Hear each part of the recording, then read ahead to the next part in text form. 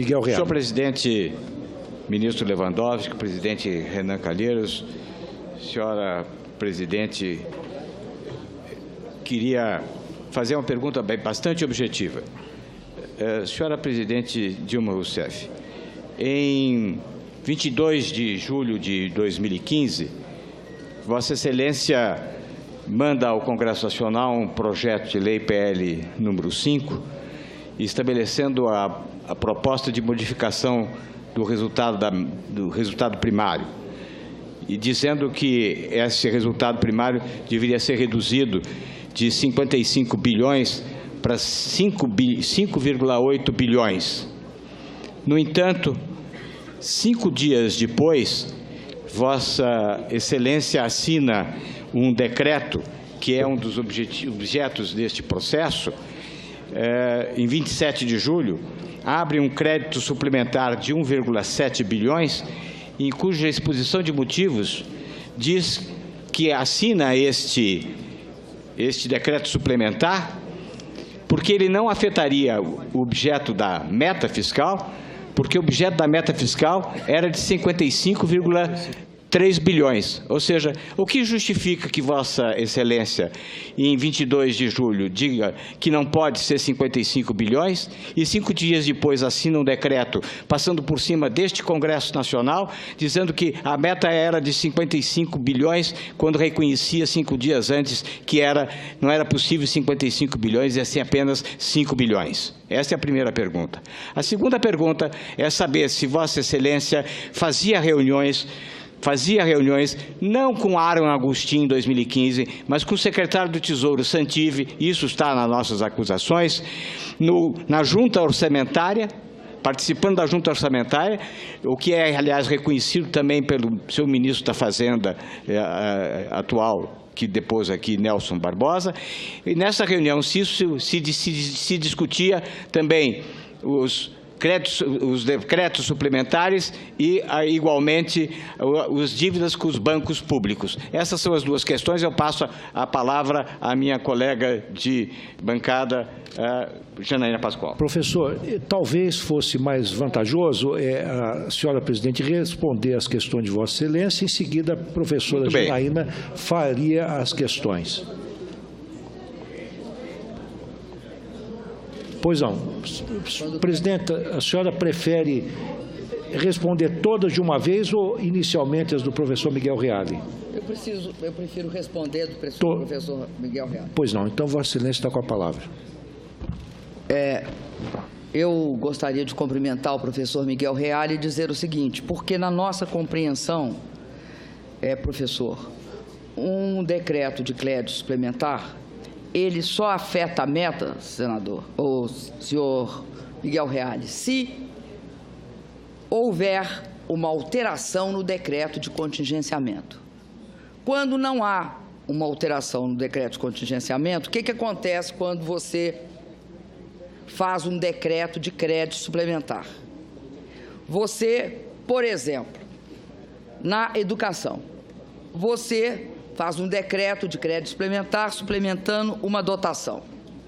Para ela ser efetivada, há que reduzir na mesma proporção outra dotação. Então, rigorosamente falando, senador, o projeto não afeta a meta, porque o contingenciamento impede que ele o faça.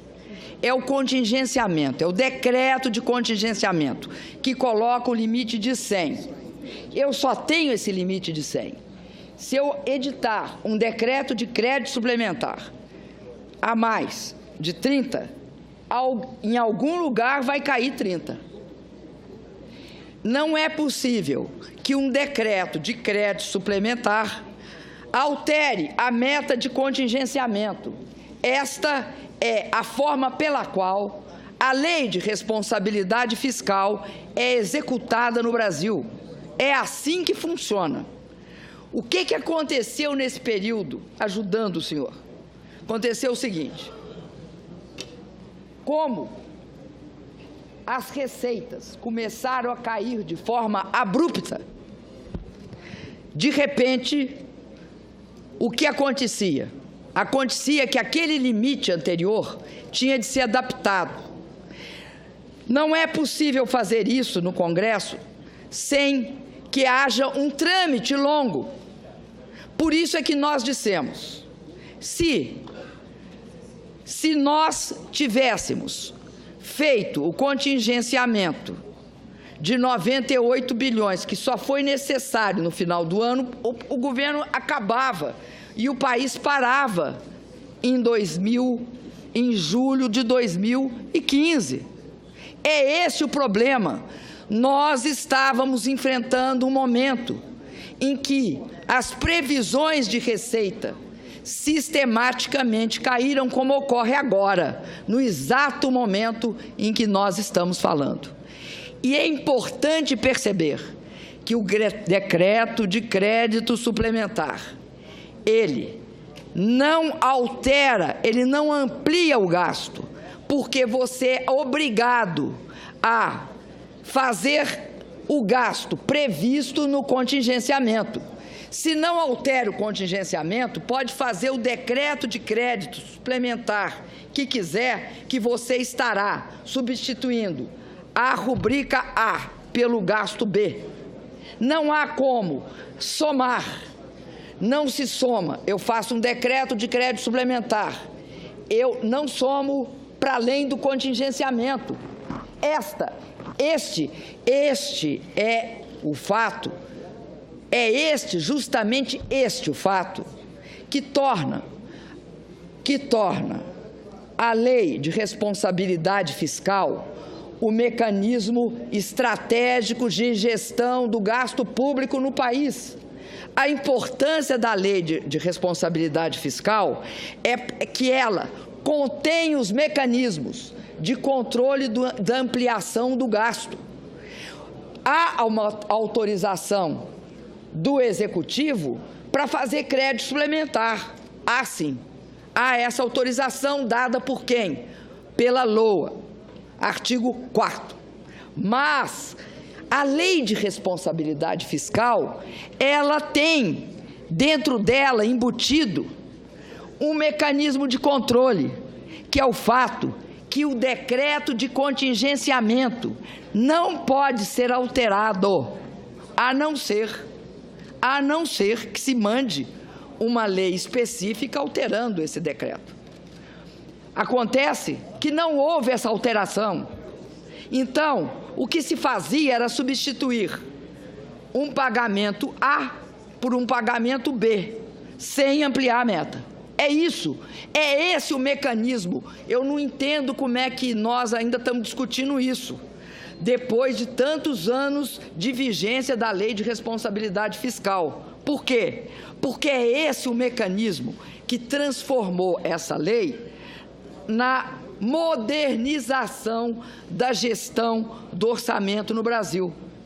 Por isso é que eu disse aqui num determinado momento que eu achava que teria sido por parte do Partido dos Trabalhadores um equívoco ser contra a lei de responsabilidade fiscal. A gente pode alterar ela, melhorar ela, mas enquanto ela vigir, ninguém vai me dizer aqui que a edição de um decreto de crédito suplementar pode romper a meta, porque não pode. Não pode, não se faz e não se fez. O que se faz é o seguinte: é ter a temporalidade entre a necessidade da redução da meta, porque você quer reduzir a meta porque está vendo que a receita não vem.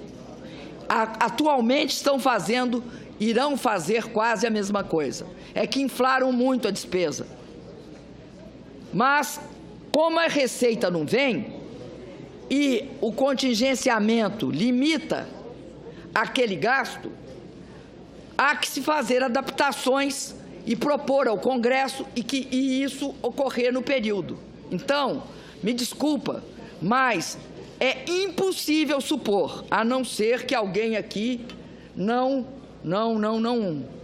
considere a lei de responsabilidade fiscal, porque ela é o mecanismo principal de controle do gasto, quando ele começa a ser realizado, ou seja, quando ele sai do plano das ideias, que é o plano orçamentário, e vai para o plano da realidade, que é o plano da execução. O plano da execução é feito por meio do decreto, da Lei de Responsabilidade Fiscal e de todas as suas barreiras e contenções, sendo que a principal é que a edição de um decreto de crédito suplementar, não interessa o montante dele, não amplia o gasto. Ele está cingido, restrito ao decreto de contingenciamento. É isso que torna, é esse o mecanismo que torna a execução do orçamento uma realidade e que faz com que se perceba o que se tem de fazer para que essa execução ocorra dentro de princípios de respeito à responsabilidade fiscal, como a lei diz.